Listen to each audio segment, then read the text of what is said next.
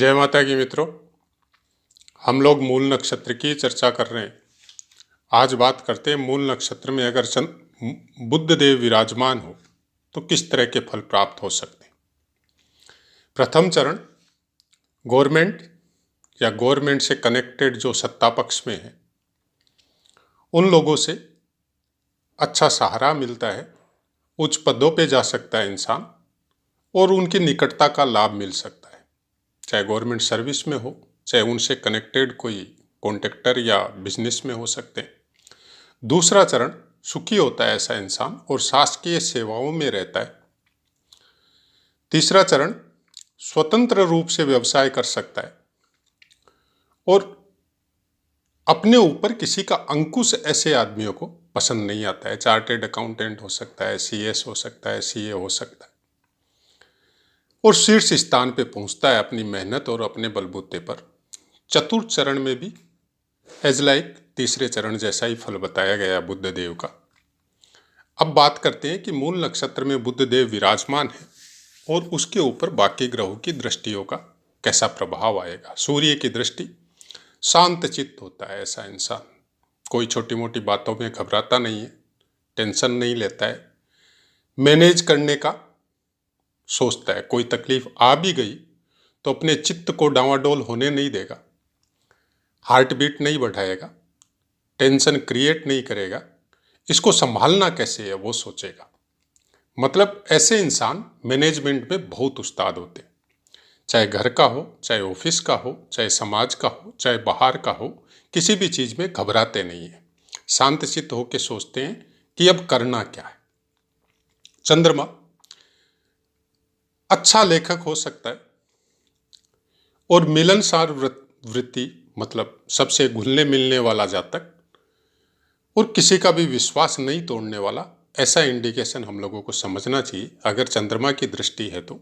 मंगल की दृष्टि भी राइटर के क्षेत्र में प्रतिभा होने का संकेत दे सकती है। गुरुदेव की दृष्टि शुभ फल मिलते हैं, बुद्धिमान होता है और आकर्षक व्यक्तित्व का स्वामित्व होता है ऐसे इंसान के पास, राजनीति के क्षेत्र में भी जा सकता है। शुक्र देव की दृष्टि मीठा बोलने वाला, मतलब इनके वाक्य, इनके शब्द बहुत सुंदर होते हैं और सामने वाले को प्रभावित करते हैं। अध्ययन के क्षेत्र में जा सकता है, लाइक टीचिंग हो सकता है, टीचर हो सकता है, या फिर आजकल जो मोटिवेशनल स्पीच वगैरह जो मिलती है सोशल मीडिया पे द्वारा आपका विल पावर बढ़ाने के लिए, आपकी पॉजिटिविटी गेन करवाने के लिए, तो वैसा मतलब वाणी का प्रभाव इन लोगों के पास होता है। शुक्र देव की दृष्टि के विषय में जो बताया है ये बहुत कुछ हम लोगों को सोशल मीडिया हो या आपका यूट्यूब वगैरह है या फेसबुक वगैरह है, जो वीडियो बना के आपको अच्छे शब्दों के द्वारा आपको आगे बढ़ने की प्रेरणा देते हैं, तो वैसा कुछ शुक्र देव की दृष्टि होने से हो सकता है। शनि देव की दृष्टि कुछ विशेष अच्छा नहीं बताया गया है, कुछ बिना मतलब की बातों में, मतलब ऐसे साथियों की वजह से या संगति की वजह से बदनामी का, वो बोलते हैं ना कि बिना मतलब में ही बदनामी आ गई किसी के साथ बैठने की वजह से, जबकि इन्होंने कुछ किया ही नहीं था, तो वैसा कुछ देखने को मिल सकता है। अब देखा यह जाएगा कि वो कौन से स्थान पे है, कौन सी जगह में प्लेस है, किस तरह की दृष्टि आ रही है, क्योंकि शनिदेव की दृष्टि भी तीन दृष्टियां आती है और फिर बाकी भी जैसे मंगल, बुध, शुक्र, सूर्य, मंगल की फिर भी मान सकते हैं, बुध, शुक्र, सूर्य, इनकी जनरली दृष्टि आपस में नहीं आती है, बुध, शुक्र और सूर्य। लेकिन जब पुरानी पुस्तकों का अध्ययन करते हैं तो उसमें दृष्टियां आती है, एक चरण दृष्टि, दो चरण दृष्टि, तीन चरण दृष्टि। तो ये किताब भी शायद, ये पुस्तक भी उसी को ध्यान में रख के लिखी गई है और अच्छे लेखकों के द्वारा लिखी गई है।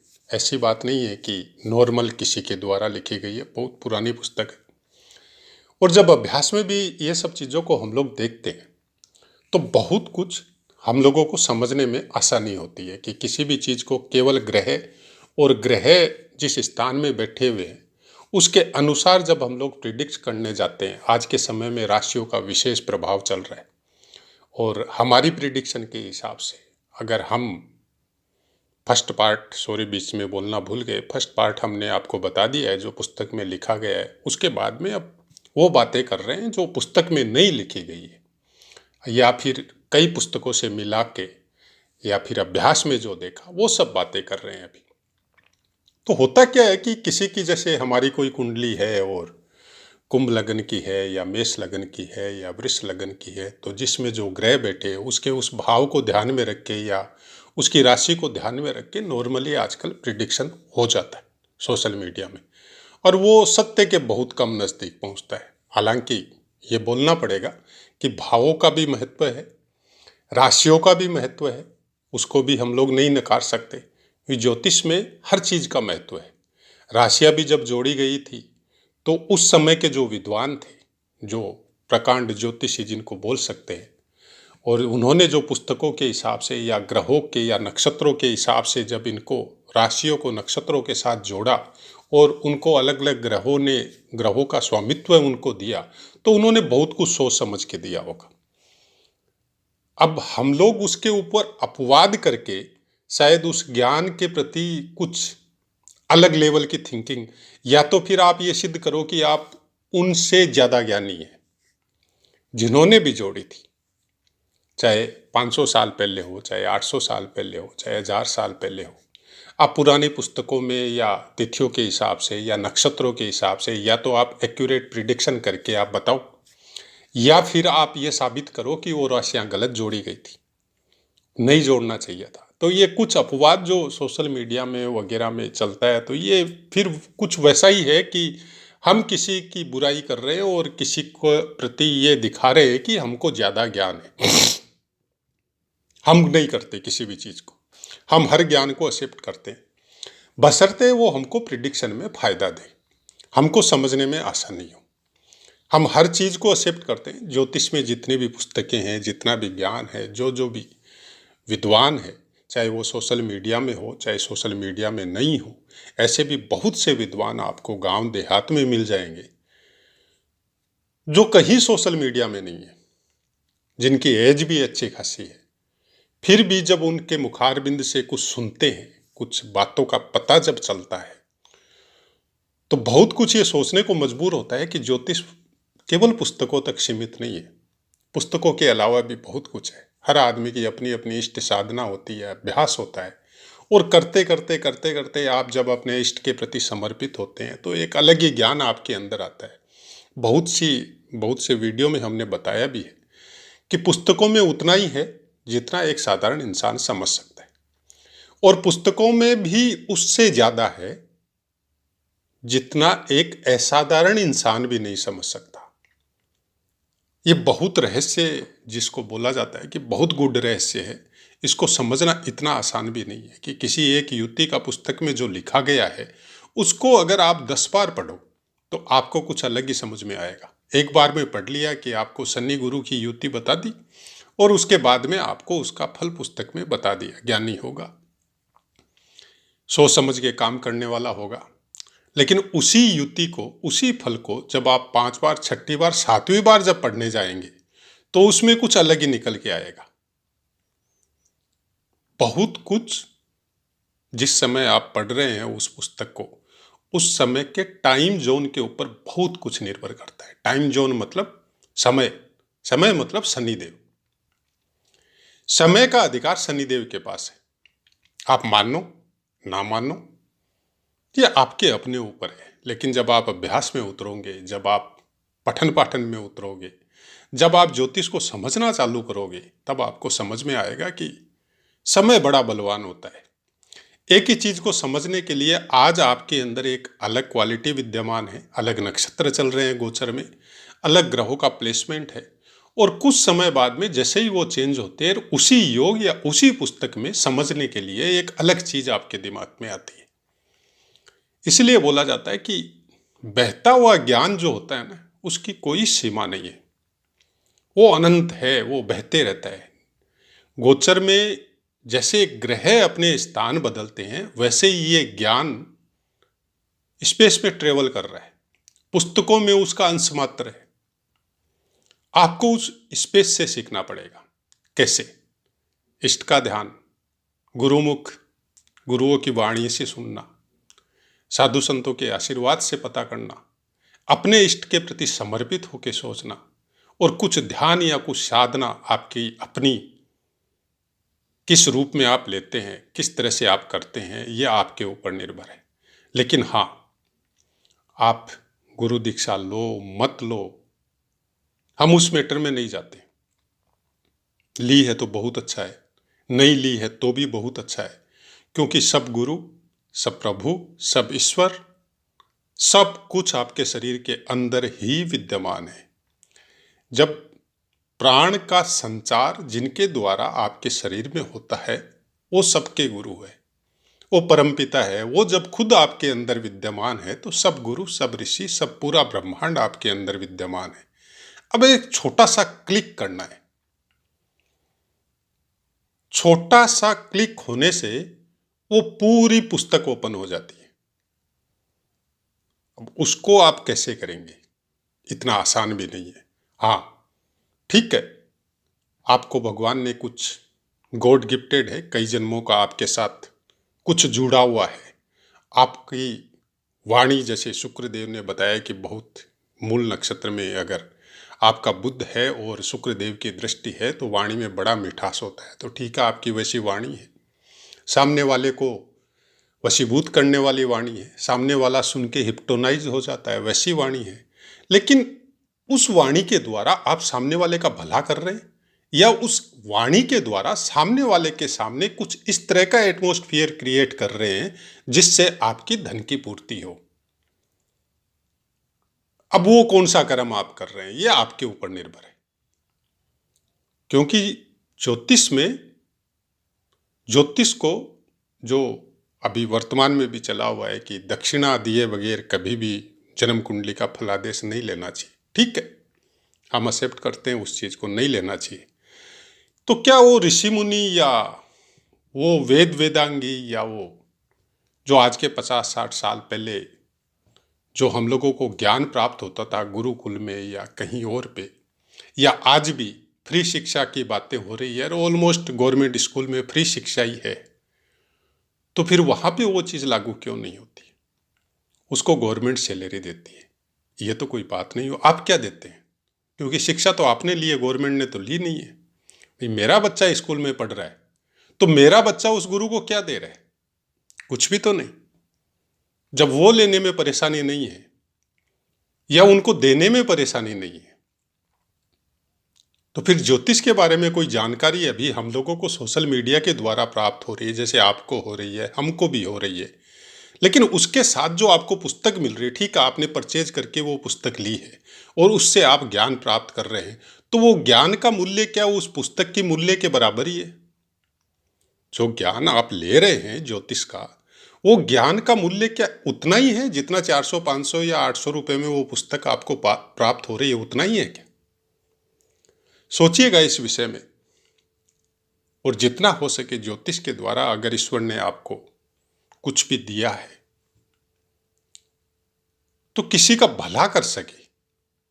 जब आप किसी की सेवा करेंगे, किसी का भला करेंगे, तो आपकी सेवा ये प्रकृति अपने आप करेगी।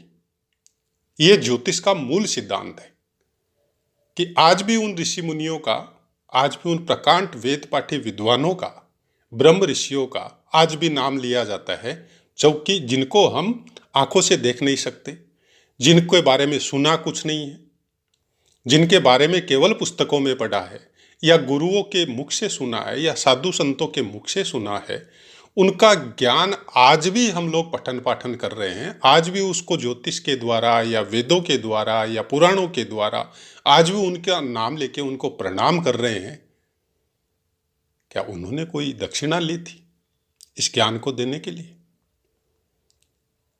क्या वो लोग कोई कॉपीराइट दे के गए थे कि आज हम अगर उनकी पुस्तक का अध्ययन करेगा तो उस पुस्तक के अध्ययन में जो भी पैसा हम अर्निंग करेगा वो कॉपीराइट उनके पास है, तो उसका दक्षिणा निरंतर हम लोगों को देते रहना पड़ेगा? ये आपके ऊपर छोड़ते हैं इसको सोचने का। हमारा नज़रिया थोड़ा अलग है। हम आपको पहले भी बहुत से वीडियो में ये चीज़ें बता चुका है कि ये प्रोफेशनल ज्योतिष चैनल नहीं है। हम केवल ज्योतिष को समझाने के लिए, वो भी सही रूप में, सही तरीके से ज्योतिष को समझिए।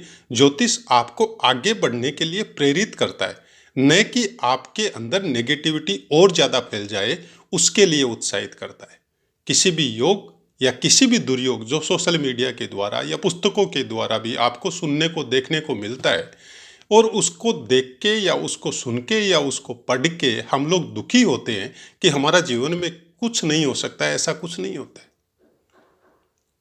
जो आपको प्रारब्ध मिले हैं वो आपके अपने कर्मों के द्वारा मिले हैं। आपको भी मिले हैं, मेरे को भी मिले हैं, मेरे परिवार को भी मिले हैं, सब जीवों को मिलते हैं।